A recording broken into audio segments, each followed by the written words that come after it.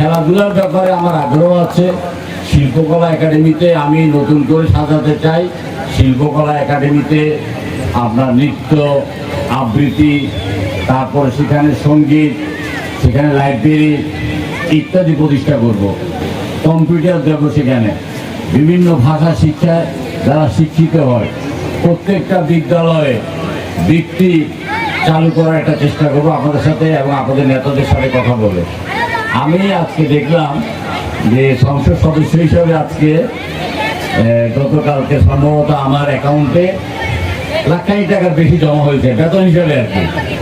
আমি এই বেতন কিন্তু নেব না, এই বেতন আমি নেব না। এই বেতন কিন্তু আমি বৃত্তির জন্য, এই বেতন কিন্তু আমি খেলাধুলার জন্য, এই বেতন কিন্তু আমি মানে শিল্পকলা, ক্রিয়া, আবৃত্তি বিশেষ ক্ষেত্রে যেন তারা কাজে লাগাতে পারে সেজন্য আমি আমার এই বেতনটা কিন্তু আমি আপনাদেরকে, আপনাদের মাধ্যমে আমি এটা প্রতি মাসের বেতন আপনাদেরকে দেব। শিল্পকলা academy, football academy, cricket academy এগুলো যেন প্রতিষ্ঠা করতে পারি সেই ব্যাপারে আপনারা চেষ্টা করবেন।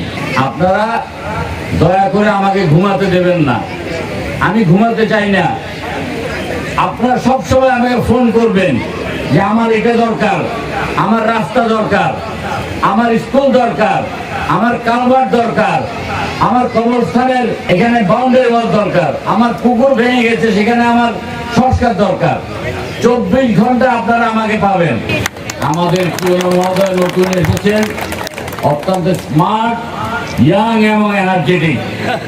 আমি মনে করি যে তিনি তার দক্ষতা দিয়ে, তার অভিজ্ঞতা দিয়ে, তার আন্তরিকতা দিয়ে এই রামগঞ্জকে যেন আমরা সবাই সামনে একটা মডেল রামগঞ্জ উপস্থাপন করতে পারি সেই জন্য তিনি আমাকে সহযোগিতা করবেন। আমি সকল সরকারি কর্মকর্তার সহযোগিতা চাই। আপনারা এখানে উপস্থিত হয়েছেন, আপনাদের এই টুর্নামেন্টের শুভ উদ্বোধন ঘোষণা করছি। যারা আজকে জয়ী হবেন তাদের প্রতি আগাম অভিনন্দন। যারা জয়ী হবেন না তারা চেষ্টা করবেন যেন ভবিষ্যতে আপনারা আরো ভালোভাবে খেলে জয় লাভ করতে পারেন এবং দেশ ও দশের মুখ উজ্জ্বল করতে পারেন। আমাদের সকল ক্ষেত্রে অত্যন্ত আন্তরিক এবং হচ্ছে যে নিজেই উদ্যোগী, যে বিষয়টি আমাদের অনেক ক্ষেত্রে ওদের চাওয়ার প্রয়োজন ছিল সেটি দেখা গেছে যে উনি নিজেই বলছেন যে আমাদের কোন ক্ষেত্রে প্রয়োজন, কোন ক্ষেত্রে যে আমাদের কি দরকার। রাস্তার বিষয়গুলো আসছে, শিক্ষা প্রতিষ্ঠানের বিষয়গুলো আসছে, আজকে নিজে তিনি বলছেন যে কৃষি ডিপার্টমেন্টে যে কোনটা দরকার ডিওলারটা নিয়ে দিবেন। তো আমরাও আপনাদেরকে আলোচনায় আমরা যে প্রথম যে আমাদের যে ইয়ের সাথে কথা হয়েছিল আমাদের যে এটিএম মহোদয় এবং হচ্ছে যে আমাদের যে একাডেমিক সুপারভাইজার তাদেরকে আমরা বলেছি যে আমাদের কোন কোন বিদ্যালয়গুলোতে আমাদের কি কি লাগবে এরকম আমাদের একটা তালিকা দেওয়া হয়।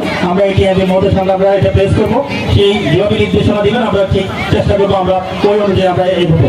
এখন আমাদের যে ক্ষুদ্র খেলোয়াড়দের যে আপনারা জানেন সরকারের অন্যতম একটি বড় একটা উদ্যোগ হচ্ছে যে আমরা জানি আমাদের যিনি যে ক্রীড়া প্রতিমন্ত্রী তিনি নিজে একজন খেলোয়াড়। এটি একটি ব্যতিক্রম ঘটনা। দেখেন যে যখন যে খেলোয়াড়রা যখন দেখা যায় যে খেলা থেকে অবসর গ্রহণ করবে তখন আমাদের মনে যে একটা টেনশন থাকে উনি কি কাজ করবে, কোথায় যাবে, কি করবে। এটি কিন্তু খেলোয়াড় সৃষ্টির পথে অন্যতম একটি প্রতিবন্ধকতা ছিল।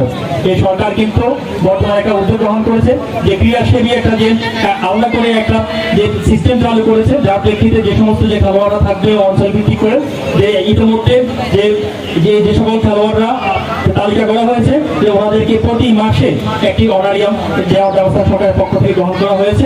এর পাশাপাশি শীঘ্রই যে নতুন করি নামে যে একটি আলাদা প্রতিযোগিতা শুরু হয়েছে যে 11 থেকে 13 বছর বয়স আমার যারা যে সকল শিক্ষার্থী আছে বিশেষ করে ক্লাস 6, 7, 8 ওই সকল শিক্ষার্থীরা অংশগ্রহণ করতে পারবে। 2 তারিখে এটি সিলেট যে স্টেডিয়াম সেখানে সরাসরি মাননীয় প্রধানমন্ত্রী এটি শুভ উদ্বোধন ঘোষণা করবেন। আমাদের এই রামগঞ্জ থেকে আমাদের সকল শিক্ষা প্রতিষ্ঠানকে আমাদের যারা হাই স্কুল লেভেল বেসিক্যালি আমরা নির্দেশনা দিয়েছি যে আমাদের ছেলে মেয়েরা যেন রেজিস্ট্রেশন করেন, রেজিস্ট্রেশন করলে সাহসের সাথে যেন এগিয়ে যান। সেখানে 8টি ইভেন্ট আছে, এই ইভেন্টগুলোতে যেন অংশগ্রহণ করলে আমরা আশাবাদী আমরা জেলা পর্যায়ে তো বটেই আমরা জাতীয় পর্যায়েও আমরা চ্যাম্পিয়ন হতে পারবো ইনশাআল্লাহ। একাদশের অনুকূলে কালো জার্সি পরিহিত খেলোয়াড়েরা আইনগর ফুটবল একাদশ কিছুটা লম্বা রয়েছেন, নেড়েছেন উঁচু করে চমৎকার ভাবে, কিন্তু সেখানে আবারও আক্রমণে ওঠার চেষ্টা, কিন্তু সেখানে প্রতিহত মেরেছেন উঁচু করে সরাসরি গোলরক্ষকের কাছে। স্টপার ব্যাক মাইনাস করেছেন, সেখানে বল পেয়েছেন আইনগর কাছে খেলোয়াড় একজনকে কাটিয়েছেন, ওটার চেষ্টা কিন্তু সেখানে প্রতিহত মধ্য আঙ্গারপাড়া একাদশের একজন খেলোয়াড়, তিনি সেখানে মধ্য আঙ্গারপাড়া ফুটবল একাদশের অনুকূল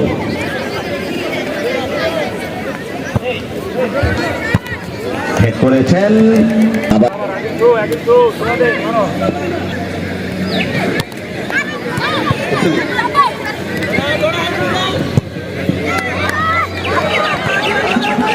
গোলকিক সরাসরি আবারও আইনগর একাদশের ওটার চেষ্টা পোচ, কিন্তু সেখানে প্রকৃত করেছেন পশ্চিম আঙ্গারপাড়া ফুটবল একাদশের মধ্য আঙ্গারপাড়া প্রাথমিক বিদ্যালয়ের খেলোয়াড়দের।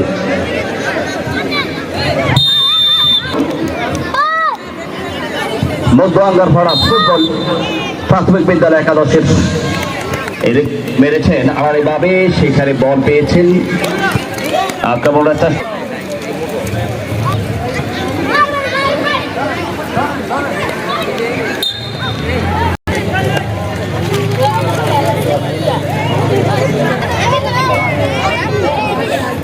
সরকারি প্রাথমিক বিদ্যালয় এবং আইনগর সরকারি প্রাথমিক বিদ্যালয়ের মধ্যকার খেলা।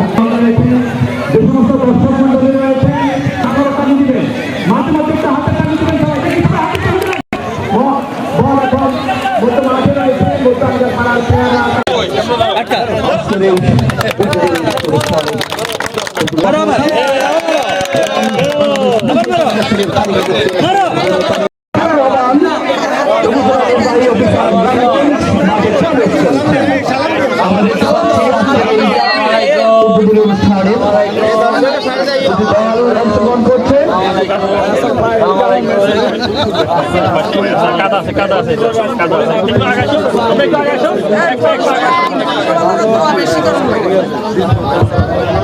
আজকের এই ম্যাচে অংশগ্রহণ করছে দুই প্রতিদ্বন্দ্বী শক্তিশালী দল।